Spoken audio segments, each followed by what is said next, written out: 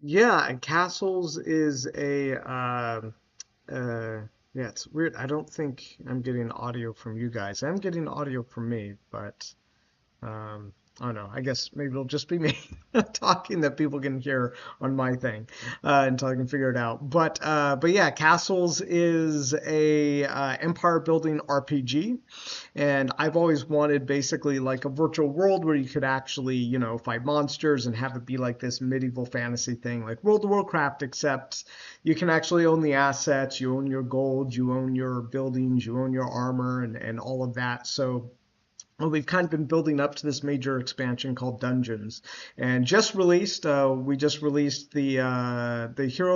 hero builder a couple of weeks ago, and then we just released battling about a like on Friday, last Friday. So it's been a pretty big couple of days for us. Now our players are in, they're customizing their heroes with all these different pieces and battling monsters, and it's all like a lot of fun. I think people are really in love with it.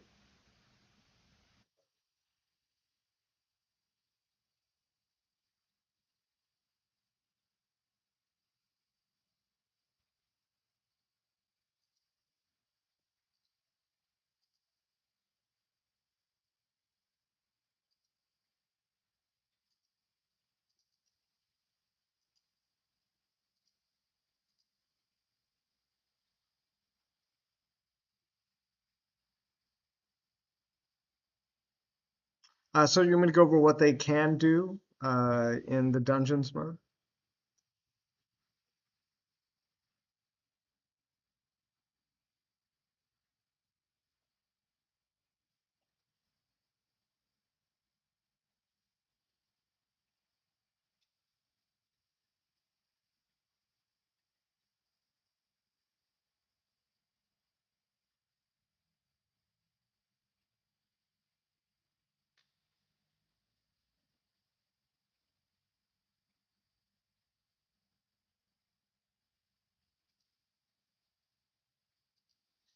Yeah, so in dungeons you have three different heroes, Caldor, Luna, and Bancroft, and they basically are these individual heroes, and they come with their own different art pieces, and there's 11 different pieces of equipment that you can give them, and and upgrade them all the way from common to mythic. So there's like six different sets for common and three different sets for mythic. But mythic looks amazing. They look like these, gods, like they should once they get up to the mythic level, and really just like battle monsters. And we kind of have this whole tiered system for fragments and stuff like that, and building up the heroes. Also inside of dungeons is you can actually be like a monster creator, so you can summon monsters and have people basically fight basically summon the monsters, create the monsters. They can also trade those monsters on places like Atomic Hub. They can go on Atomic Hub and they can sell those monsters and with other users. And let me make sure someone put on. I just wanted to share this with my community, the video. Wanted to kind of give them enough time to do the drop that we're doing right now. But yeah, we have that PvP drop on. If they go to our website, they'll see an ad for it. But yeah, so it's really meaty. I mean, I can actually show you guys. We're able to do a share screen thing.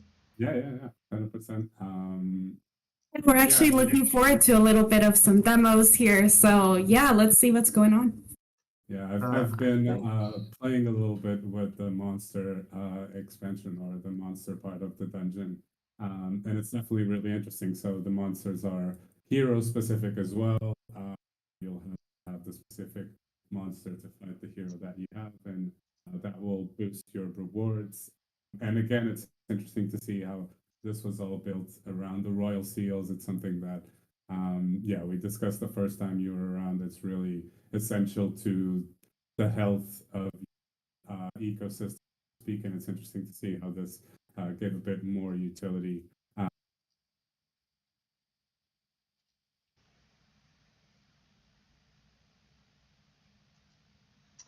looks like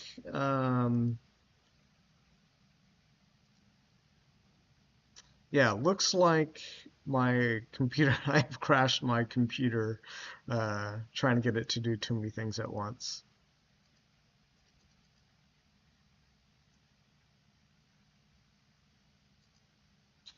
Yeah, looks like we have crashed Discord. Sorry, guys. Goes.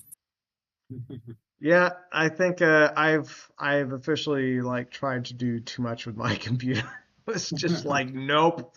It was just like you are trying to do too much. It's a pretty nice Alienware computer, but yeah, I mean it is not the same kind of magic without um I can share my screen though, and show the game. sure, okay, let's do that. Let's do that. Share your screen and you Uh, can go to the so we were talking about the heroes and the hero builder. yeah. So this is the builder. So if you don't have a lot of equipment, you can't, outfit her with a whole lot. But if you see, there's a showroom button there. You can actually go to the showroom, and then you can actually start to equip the character with basically whatever you want that has been loaded into our builder so far. So there's 11 different pieces here. That's great. That's great. Yeah, exactly. And then you can also change the color. So we have three different colors for each equipment piece. So 11 different pieces and three different colors and three different heroes. Basically, you have like a nearly infinite amount of possibilities here for customizing your hero. Yeah, and then not only do these reflect visually on your hero, but as well, depending on the quality of the equipment, that will also contribute more or less to your stamina points, which then is what allows you to battle monsters. It's the energy that you will need to perform those quests. Yeah, exactly. Yeah, so Uh, the more equipment that your hero has, the more efficient it is in battling monsters. And so you'll get more bang for your buck essentially the more equipment that you have. So, Robert, where can you get extra equipment for your hero? So Zeus for getting more equipment for your hero, there's a couple different places. I mean, obviously Atomic Hub Marketplace is a good place. You can go there and buy some. We also have a referral system, so you can buy directly from our referral page.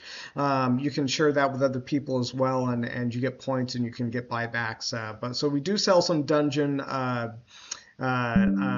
basically packed straight from our website there under Dungeons and Refer a Friend.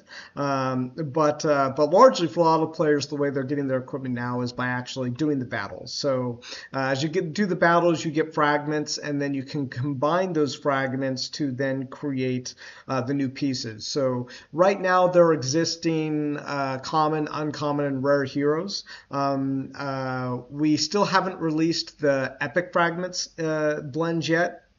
I'm basically in the middle of like importing those right now. They're basically done. Like all of our artwork is basically done.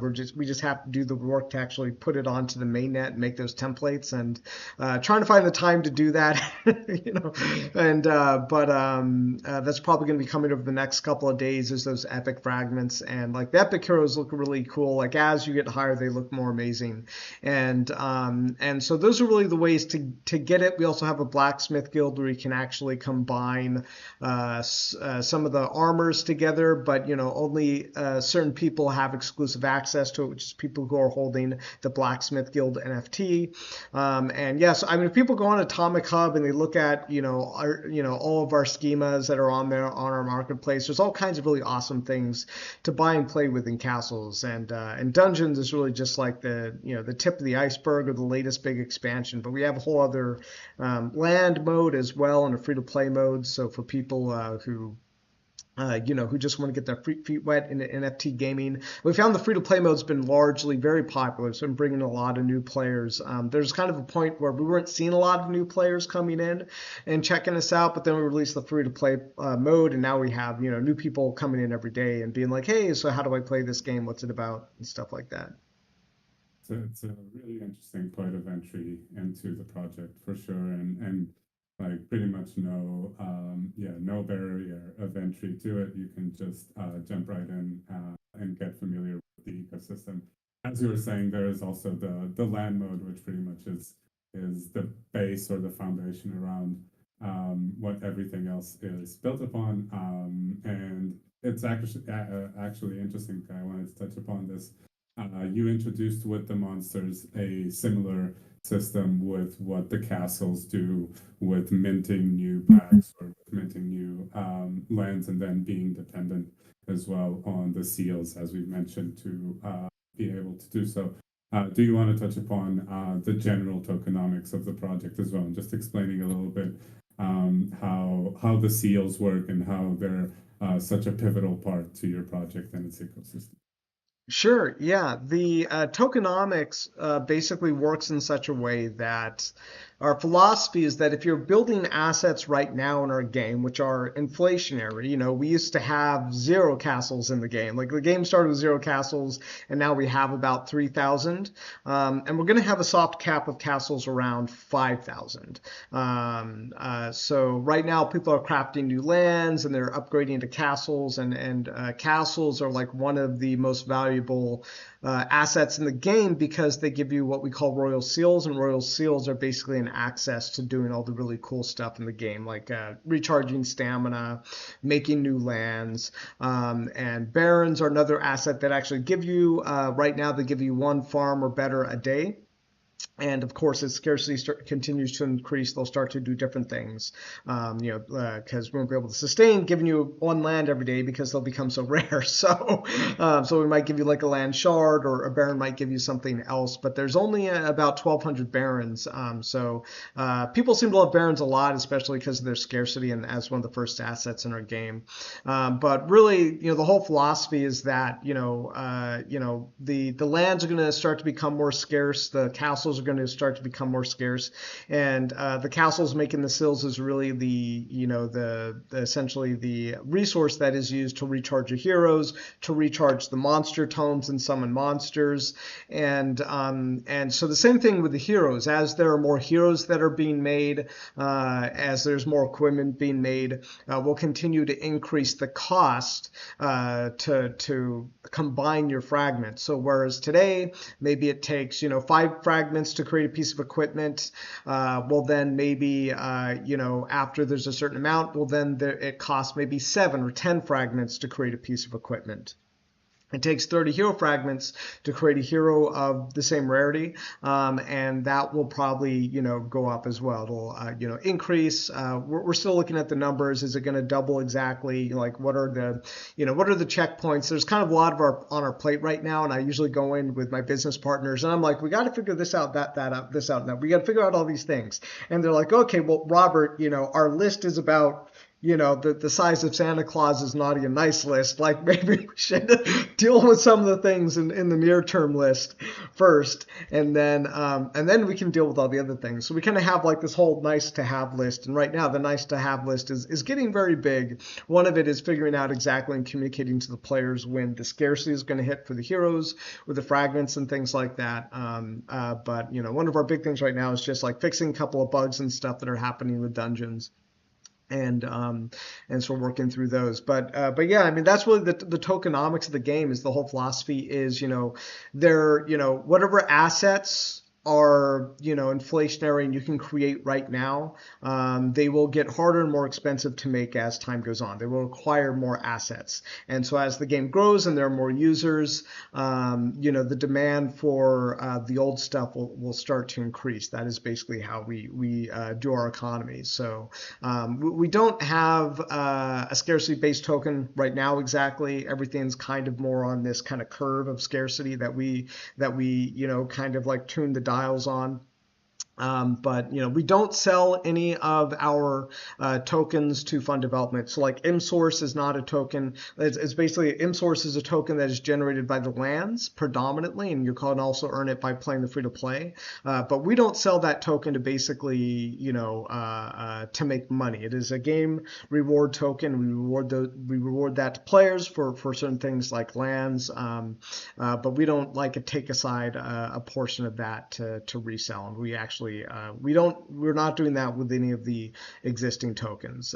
It's just basically our mantras. If it's a game token and it's intended that people play with it and it's inflationary, then we shouldn't be selling it to fund development because it doesn't make sense. It should be used strictly for the game if it is strictly a game token.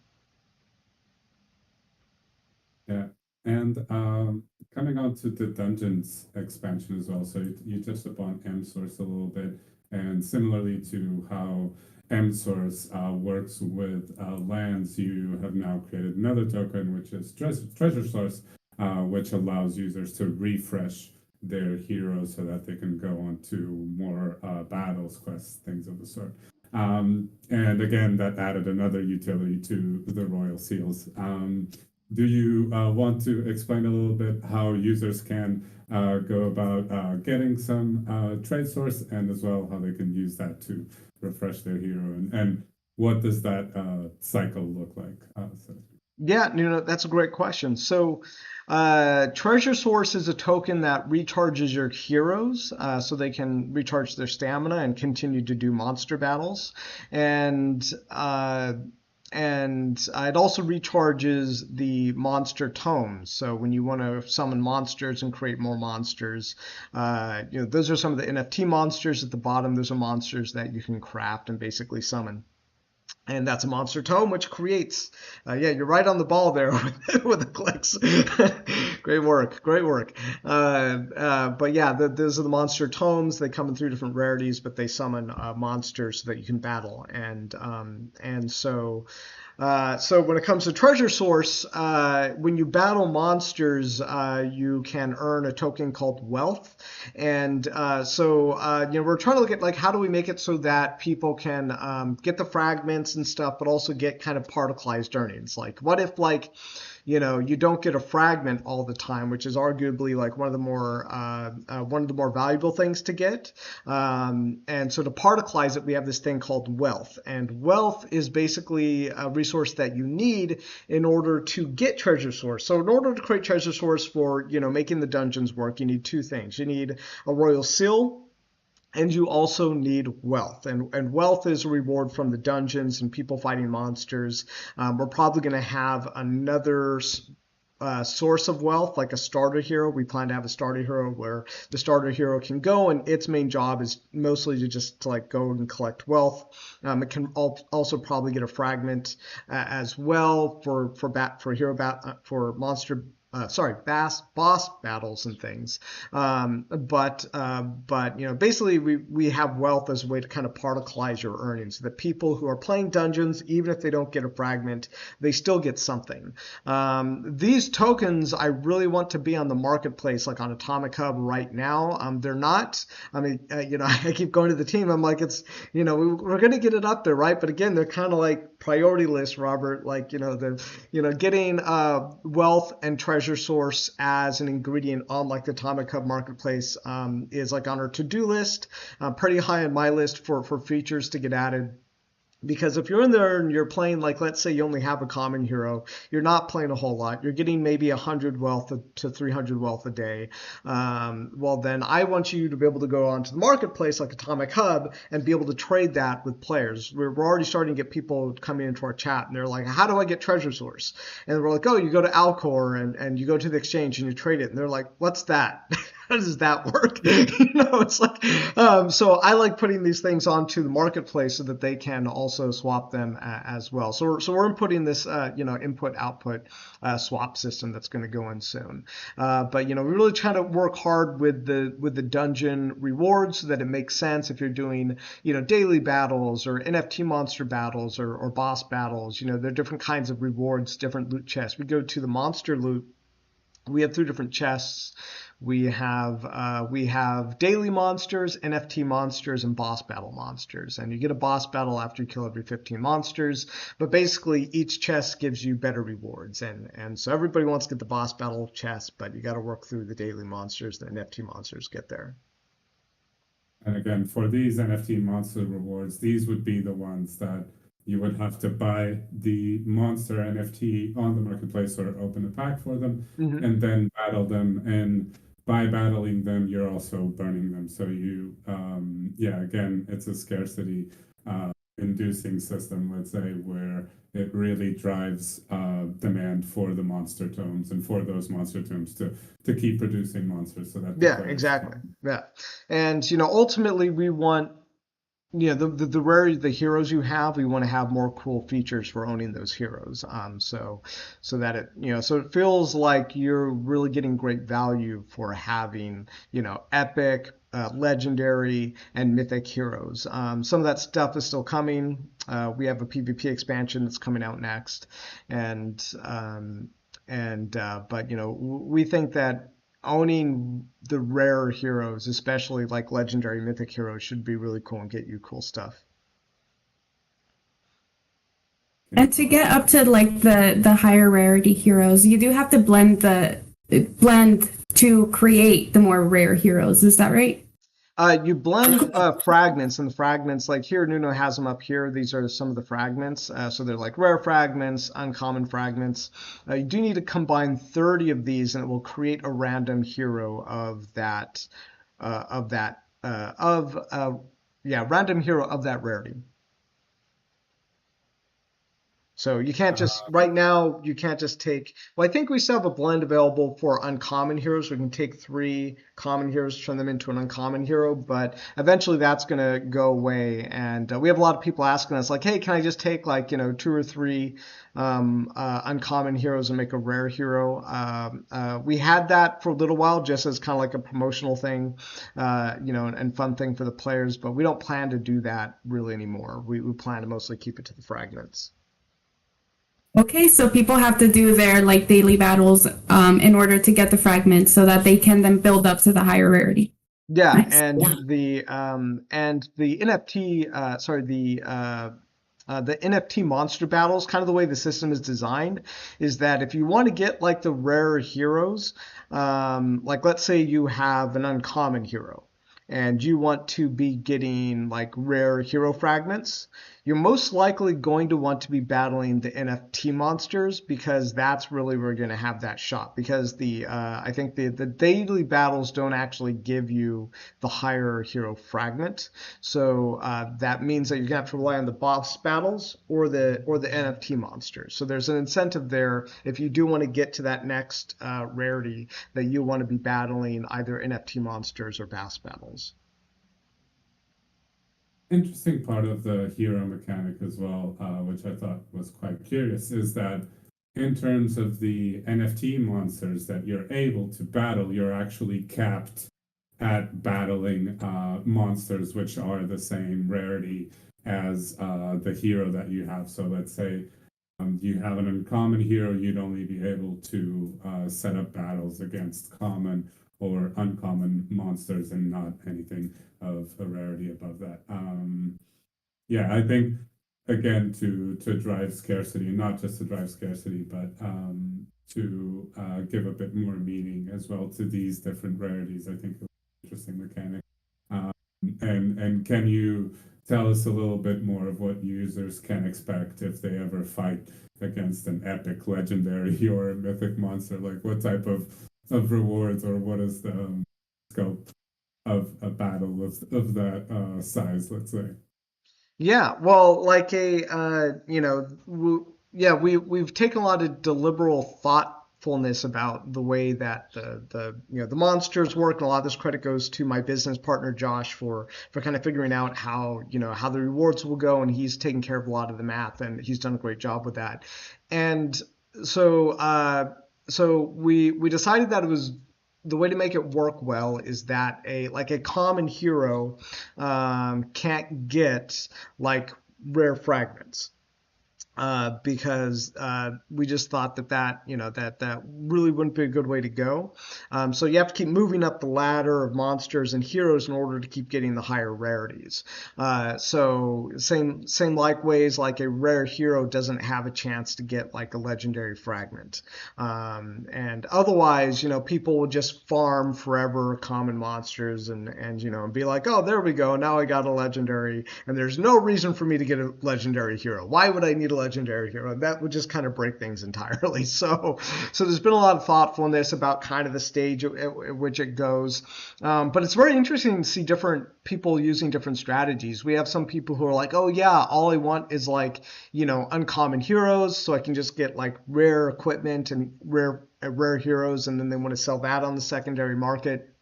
And they just want to be like these uncommon and rare hero farmers, right? Like that's what they want to do. And as I've been looking at it, I'm kind of actually like, I'm less interested now in my common and uncommon heroes. And I'm like, should I sell some of my assets to make sure that I can get the epic and the rare heroes? Because those are the ones I really want, right? I want to get the really super rare heroes. Maybe I should actually just start to, I was like, I thought it'd be cool to fight with my, common and uncommon heroes. But now I'm like, really I want to get the best stuff. So I'm like, maybe I should kind of revise my strategy because I know that eventually they're going to get harder to get. So everyone kind of has like their different thing that they're going to want to do. And we imagine there'll be people who just want to basically get the most efficient heroes, sell their assets or to build their heroes up. And eventually we want to add new systems as well that actually incentivize having maybe a lot of the same heroes or different incentives for having a party of various heroes, missions,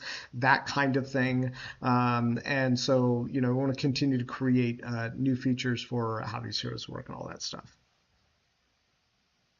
Just to clarify, so will it also be the case that you will only be able to get epic equipment on rare monsters and not legendary, and that you'll have to go up to epic monsters to get legendary and then to legendary to get mythic equipment? Can you say that again? So is it going to be the case that you'll have to, if you want legendary equipment, you'll have to go to an epic monster, for instance, that it won't drop in a rare monster ever? Yeah, exactly. Yeah. So yeah, if you want like legendary equipment, you're going to have either an epic legendary or mythic hero. Mhm. Interesting. And you'll have to fight a monster because those won't drop in the daily. Yeah, exactly. Yeah, you're following it. Yeah. No, I think this expansion is very interesting. You were very kind to send some packs to us so that we could try the game out, and I'm quite taken by it. I think it's a really interesting mechanic, and I'm also very curious now to hear more about the PvP mode, which is upcoming, and which you have a drop live for right now. Yeah, I'd love to chat about it.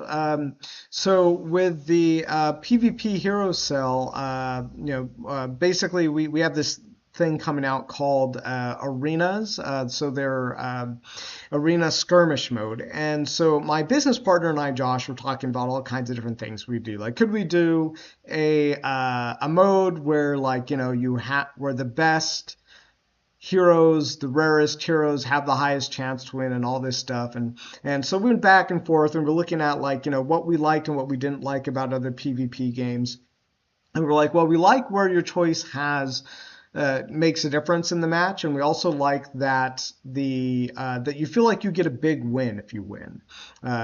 So we went into the system that we think is kind of reminiscent of some card games like Texas Hold'em, in that the way that you can pass or you can raise stakes, and what we've done is we have this arena where basically you can bring in your heroes in a party of 3. It's required. It has to be 3 heroes, and those 3 heroes then have I don't know if you can go to our Medium blog. I don't think I have it linked from the main website anywhere. It would be in our it's medium.com/@metasourcegames. Yeah, there we go. If you go to, if you Go click, to news on the website. yeah, if you go to Castles NFT gameplay, there we go. So here's an example of what an arena looks like. So it's got its own unique name. There's only going to be 100 of them. There's going to be very, very few of these, and we're only going to do a total of 80 and 40 in our first drop. So the heroes basically are going to get these random, well, semi-random. Like each arena will have like these certain traits that they have that we might modify depending on balance. But here's an example of the Abandoned Reach arena. It has a plus 0% for the hero Luna, plus 8% for the hero Calder, and plus 1% a chance to win for Bancroft. So if you scroll down, what this looks like when you see the heroes all together, there'll be maybe just a little bit more. There's an image of what this looks like. Down one more. There you go. So we click on that image. So this is kind of a mock-up of what it looks like. So basically, you have a player at the top, and he has three heroes, and the bottom one has 3 heroes. Now, the top guy decided to go with 3 Caldors. So basically, he gets a plus 8% chance to win for each of these Caldors. And the bottom player went with a Luna Caldor and a Bancroft, so it's more of a general strategy at the bottom. But the top guy's getting a better chance to win because he happens to have the hero that's getting the best chance to win. So when they go into the match, this is randomized. What the arena is, and this arena is owned by a player. And so that player actually gets basically part of the entry fee to get into the match. And there's 10% in entry fee. We looked at some other card games and things that have similar tournament rules and stuff like that. And we were like, this is commensurate with what a lot of other games like this do. And so the owner of that arena is going to get a small portion of the entry fee, and then we do as well, and another portion goes to what we call the Gladiators Guild, which is all of the people who own arenas, just in case for some reason you're having a bad day, no one uses your arena that day. Well, then you can get something, and so basically what happens is you have kind of a max 3-turn round where player one who's basically, we call basically the one with the highest chance to win becomes player one, and they can either basically pass and see how the match turns out, or they can use a potion which increases their chance to win.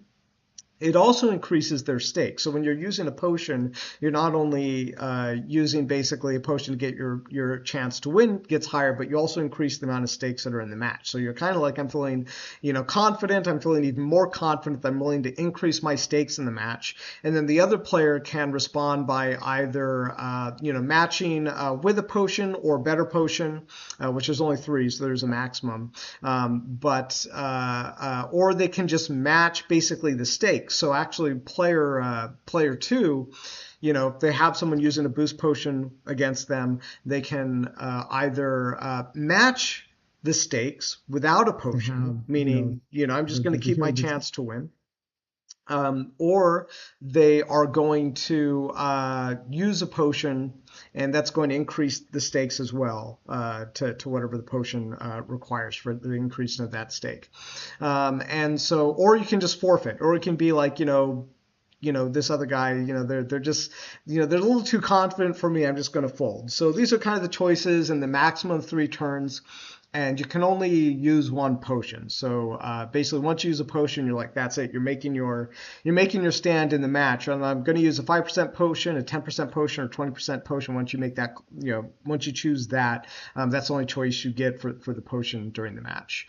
And so we think this is actually fairly simple. It might sound a little complicated, but if you've ever played like Texas Hold'em or something, I think kind of the turns make sense. The way that you can increase basically your stakes in the match makes a lot of sense. And there's a little bit of skill involved. There's some like strategy, like what are you going to do? What is your opponent going to do?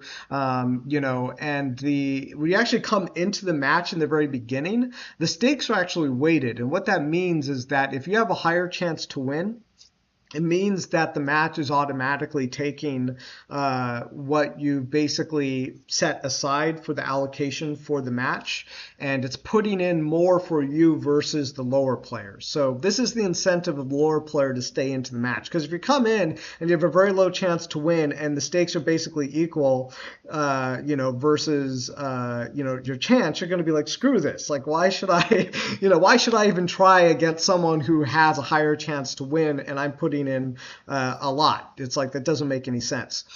So since it's weighted, if you have 30% chance to win here, this player, if he stays in the match, he actually has a chance to win a higher multiple on his win versus what the other player. The other player, is commensurately having more put in versus his chance to win. So sure, he has a higher chance to win, player one, but he's going to win less in proportion to player two than if player two wins. So I look forward to streaming these. I'm gonna be like, guys, I got like a 20% chance to win. You know what? I'm just gonna match this other guy who's like put in 20%. I got like a 10% chance to win. But let's stay in, guys. Like, let's stay in. And then, if I lose, I'll be like, okay, so I lost a little something.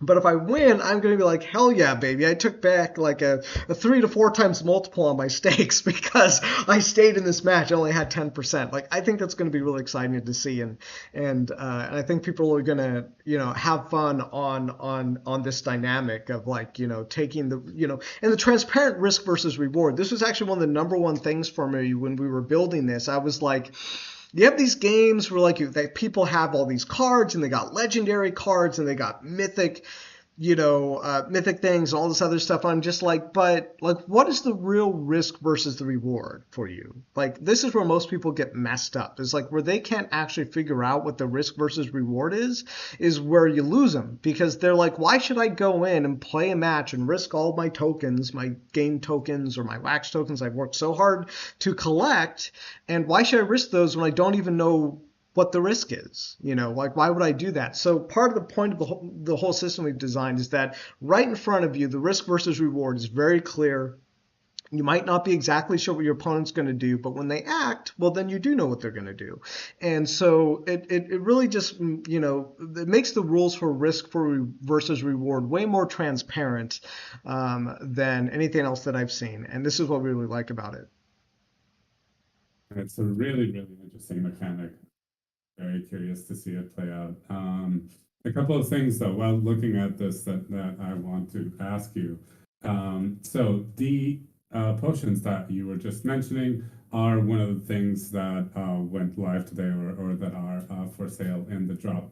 And one of the things that I noticed is that these won't necessarily be consumable. So they will have charges on them that you will then be able to recharge similarly to other mechanics in the game, right?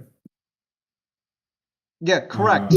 Yeah, so you have these potions, and they won't get consumed, but they do have charges, so you can recharge them in the game mode using a small amount of wax and M-Source. Interesting. And so the idea there is that part of those fees go to the tournaments, also to the arena holders, and so kind of like, when you use a potion, you are in a way kind of like, sacrificing potential like 4% of your winnings. Like, let's say you use a 20% potion, you're sacrificing potential total 4% of your winnings to kind of get that extra boost. So again, there's risk versus reward that's very transparent. You can manage between your choices. And along with that, there was another pack sale as well, which is the PvP Hero Pack. And yeah, I'm curious, what will players need to be able to play the PvP mode, and what do these PvP Hero Pack assets stand for? What are they used for? Yeah, so right now, like the minimum common hero on our collection is like $30. So that might be too expensive for some people who just want to come in PvP. And you know, we have players who might not actually be all that interested in dungeons. We think that's very possible. But we want people to play PvP, right? So the way we look at PvP is it's a different kind of lane. With dungeons, you have people who like heroes, who like customizing heroes, who like battling monsters, who like medieval fantasy worlds. But with PvP, we might have people who just want the rush of the win, and you know, and people are looking for that. So what we decided to do was make it very low barrier of entry for the PvP heroes, and that it only costs $3 to basically get one of these PvP hero packs, which makes each of the PvP heroes only $1. So basically, you know, $3 to be able to have enough heroes to join into the matches, opposed to 90. So this way, we reduce the barrier of entry to get playing inside of the castle's PvP. And we do want to have other PvP modes later, and these characters, these PvP heroes will be usable for that as well. And since when you play with Dungeons PvP, whatever heroes that you have in the match will basically be taken up for like whatever 10 minutes it takes to complete a match. So if you want to run multiple matches at once, well, then you probably want to have multiple heroes. I had a question for you about the matches. Are the matches, do you get paired up randomly with other opponents, or can you like enter a game code, for example, and challenge your friends? Mm-hmm. Yeah, we're discussing having it so there is a room so you can actually choose who you're going to play against. And we think on a technical level, it makes sense in terms of just like smart contracts and blockchain and all that. You know, we've been talking about we're going to have tournaments eventually, and we're kind of like, well, it doesn't make sense to do it with tournaments, because what if you have like, you know, someone who has tournament tickets and there's only going to be so many? You actually get tournament tickets when you points when you play, so you can get those for tournament tickets and get into the tournament. You know, is it possible for someone to get into a match and only play themselves and give themselves wins?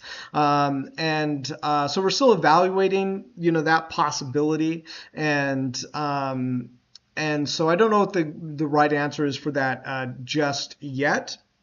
I'm more concerned about it with the tournaments, because you're already paying a fee anyway. So if you go in and you basically play yourself to get tournament ticket points, you're always taking like a 10% hit on each side in order to even get those points. So it kind of doesn't make sense to fight yourself. You know, in a tournament, there might be more incentive, because you could actually, like, you know, get in those final two parts, and then, you know, have account 1 and account 2 be the ones who made it to the end, and then just give it to yourself. So there's some concern there, but we're still kind of looking at it. You know, I think we might have to do something a little bit different for the tournaments, and kind of find something else. But right now we're thinking, yeah, we want you to have rooms so you can kind of play who you want to play, or just have someone join that room and play against them. Great. This is a great way to just already like get going with this new feature that you're trying to introduce. Thank you. Yeah, I appreciate it. Yeah, really curious about it, and a lot of questions to ask for sure.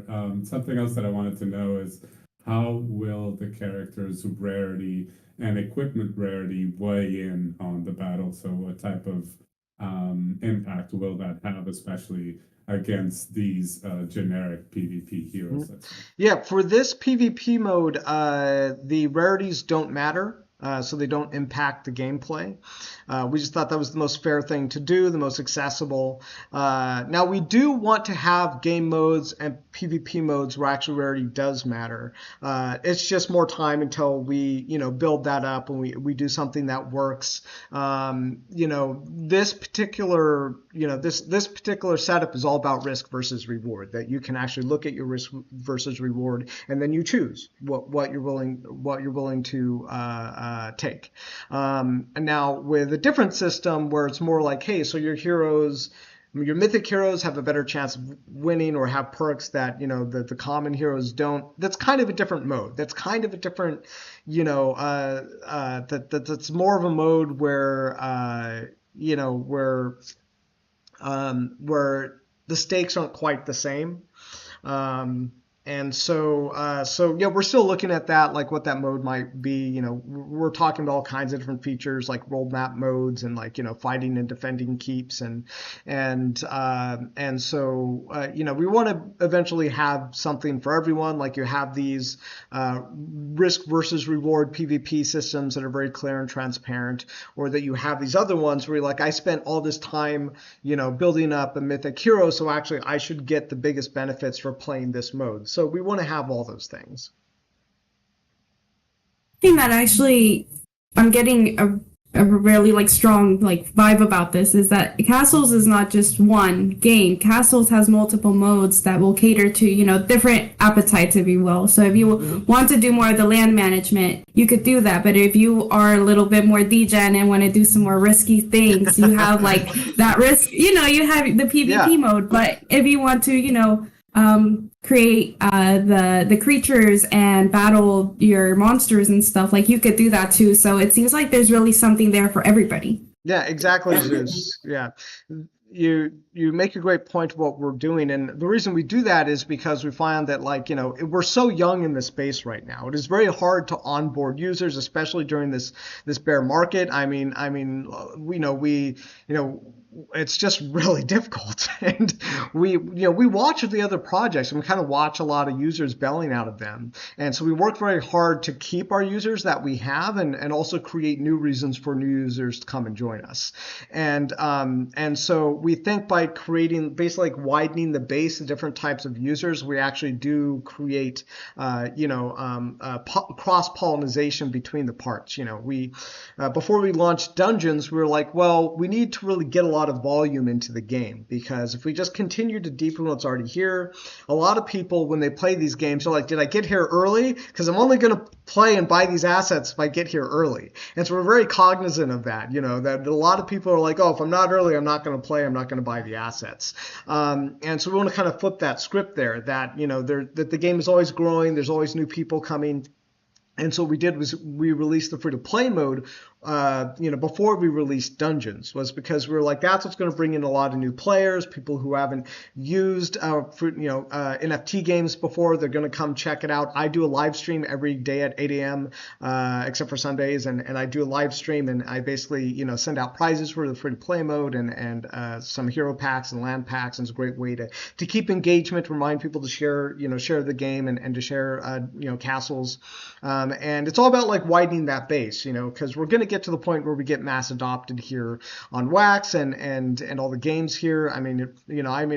I really believe it's been like the best blockchain for something like this. I think Ethereum's great if people are just trying to trade a lot of money or something. There's a lot of liquidity on Ethereum, but when it comes to gaming, like Wax is where it's at. It's where the users are at. Atomic Hub has done an excellent service, providing a great platform where we can come in and we have all these other collections here.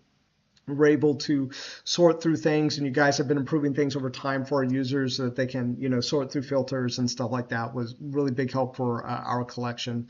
And so, all this stuff is so new that really our job is really just keep bringing in the new users. And so it's another philosophy behind widening the base. And if we just keep making a deeper and deeper dungeon game, well, then all the people who are only looking for something new and fresh are never going to actually, come. So it's another strategy for continuing to widen the base. But we're one of those teams that likes to try to get it both ways. There are a lot of people who are like, oh, you can have either A or B. We're like, but what if you could have A and B? It might be hard to have A and B and C and D, and but I think the stronger you are, the more you can start to do that. But we're always about trying to like give our users the both worlds, both increasing user base and also new features. Yeah.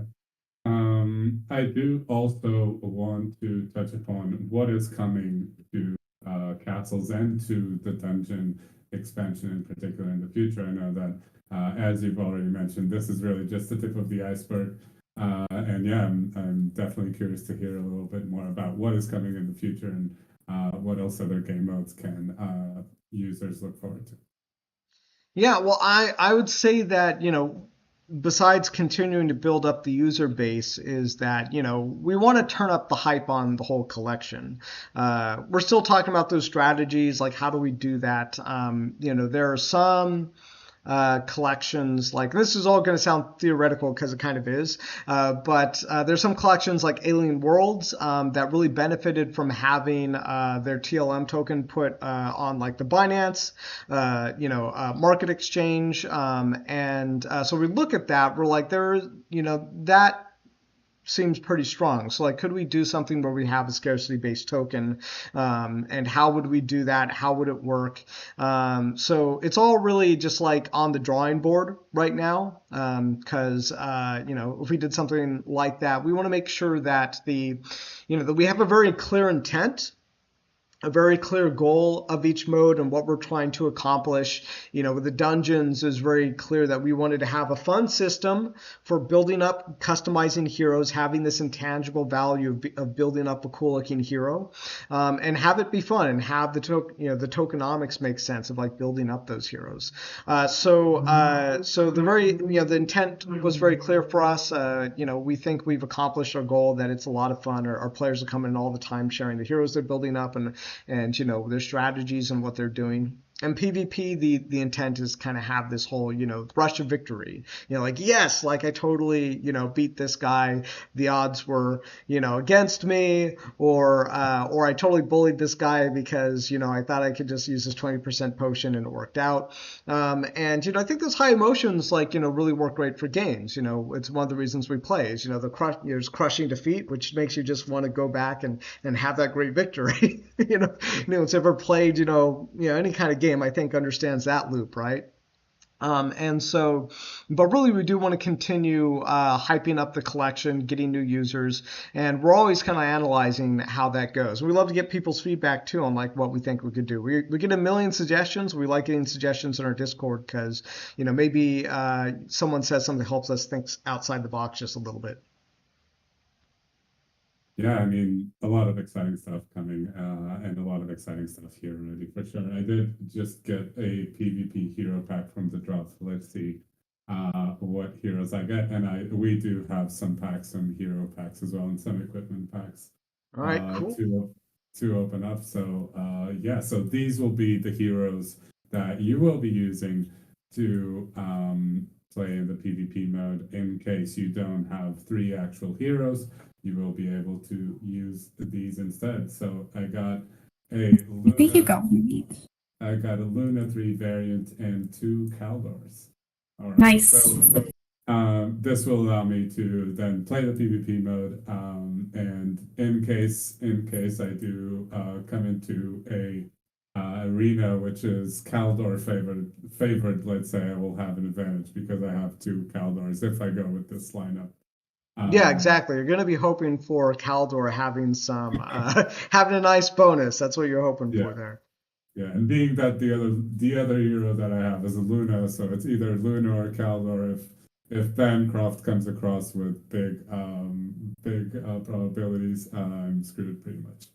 Yeah, yeah. Well, you're not screwed. You just have to be mindful of your your risk versus reward and what that means. Yeah, manage my leveraging. I'll let Zeus share his. All right. Okay, so let's share screen here, and we're going to open up. Okay, so let's go ahead. Can you all see my screen? Yeah, I got it up. Yeah. Awesome, perfect. So we're going to open up the Dungeons Rising Hero Pack, and let's see what we get.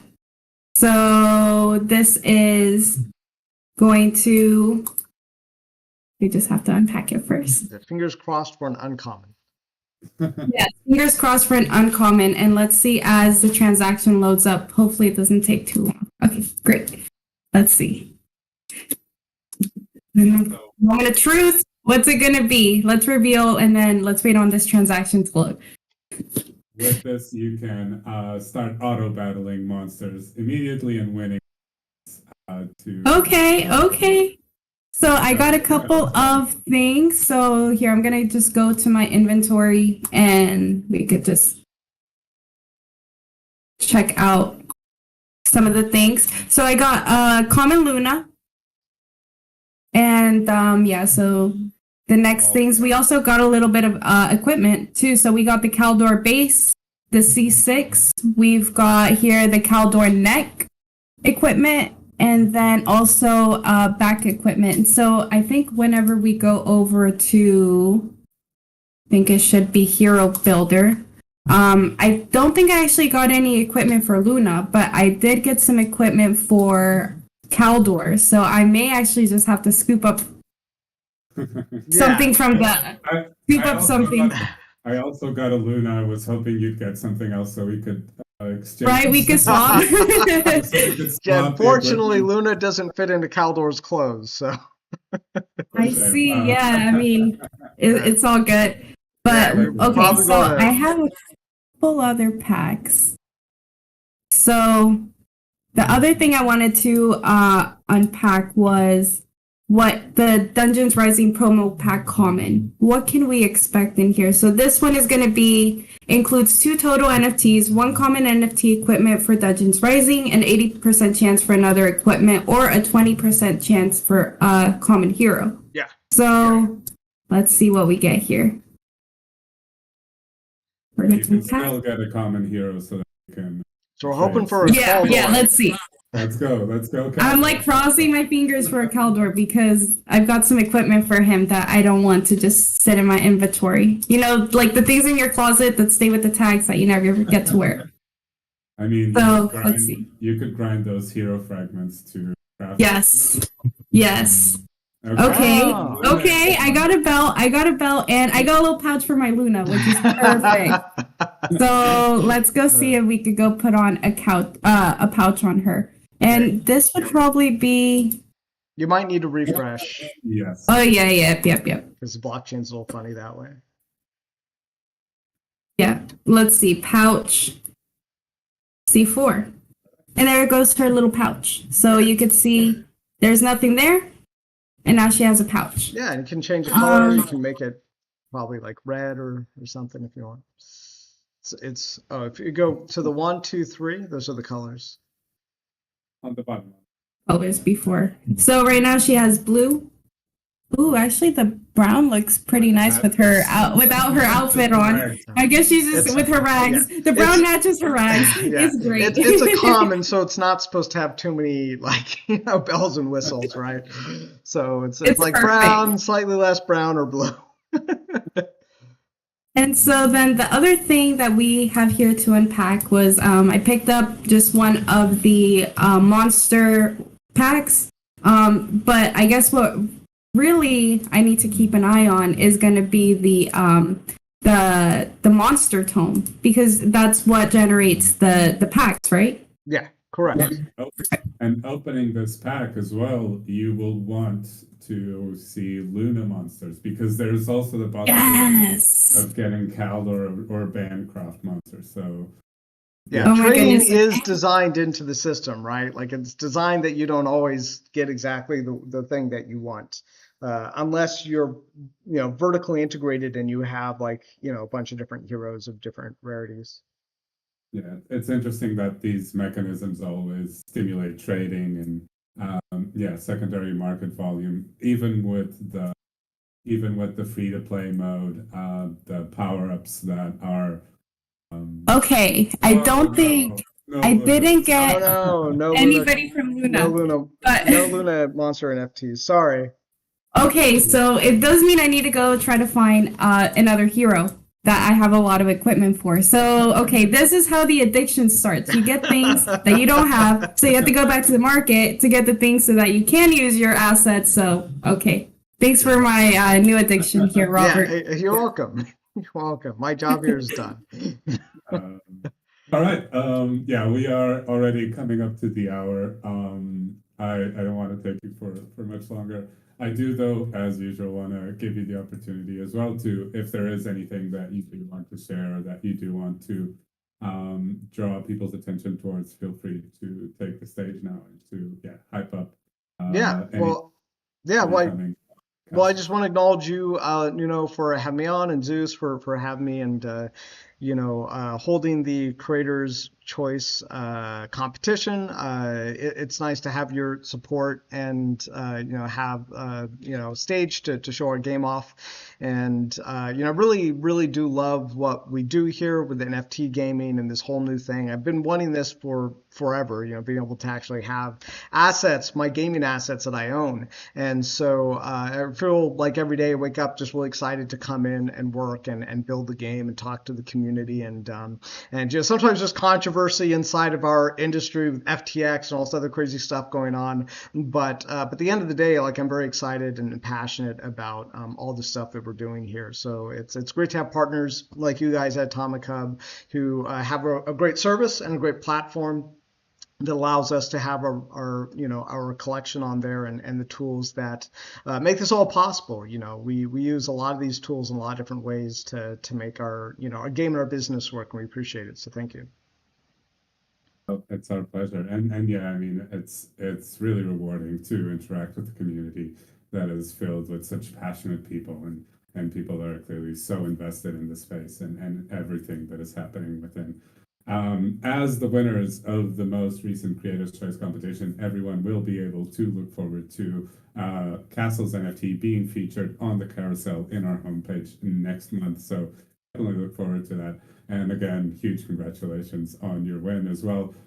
As part of the prize for winning, we will also be giving out to you and to your collection 1,000 USD worth of credits on our new platform, Atomic Ads. Something that we're definitely very excited about. So yeah, I mean, thank you for participating. Congratulations on the win, and thank you for joining us and running us through all of the exciting updates and all of the exciting mechanics that have come to Castles since the last time we spoke. Yeah, excited to play the PvP mode and get more into it. Thank you, Nuna. Thank you, Robert. Yeah, just wanted to say thank you so much for talking with us and then walking us through the platform and the game, and then also thank you for the packs as well. But also, I just also wanted to give you some love for continuing to build. Your passion really shows through with everything. Just last time I think we talked not that long ago, the amount of development that has happened on the game is just really profound. So yeah, the passion shows through. Thank you for that. Thank you, Zeus. Thank you. It's been great to share this time with you guys and chat and look at the game and yeah, I just love this part of showing it off and hearing the kind words of how far the game has come. And yeah, I mean, again, this is just early days for all this stuff. So I'm looking forward to a long time building relationships with Atomic Hub and continue to see how all our platforms and games and everything and community progresses. It's going to be really exciting. So thank you. And yeah, if you want to get started in Castles NFTs, you can check out their website at castlesnft.io or their NFTs at Atomic Hub as well. So yeah, I think that's it. All right, awesome. Thank you guys. Thank you for your time and chat with you guys soon. Thank you. Thank you for joining us.